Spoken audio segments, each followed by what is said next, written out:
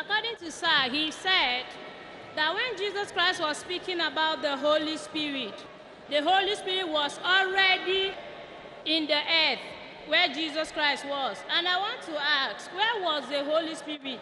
Because according to the Bible, we are meant to understand. When Jesus Christ was speaking, he said, I will go and I'll send you a comforter, that comforter will come to teach you the right way.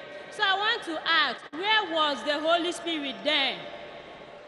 Sisters asked a very good question, that when Jesus Christ, peace be upon him, said that I will send you another comforter, where was Holy Spirit? Holy Spirit was there in the world that time.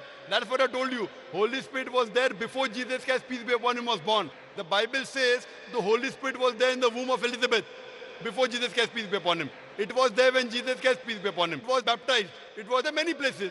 So surely this comforter, what Jesus Christ, peace be upon him, is speaking about in the Gospel of John chapter number 16 verse number 7 and Gospel of John chapter number 16 verse number 12 to 14 refers to no one but the last and final messenger, Prophet Muhammad, peace be upon him. It says, nevertheless, I tell you the truth. It is expedient for you that I go away. For if I go not away, the comforter shall not come. If I depart, I shall send him. Again, it's mentioned in the Gospel of John, chapter number 16, verse number 12 to 14. I have many things to say unto you, but ye cannot bear them now. For he, when the Spirit of truth shall come, he shall guide you unto all truth. He shall glorify me. He shall show you things to come. He. So it's a man. The Holy Spirit was already there.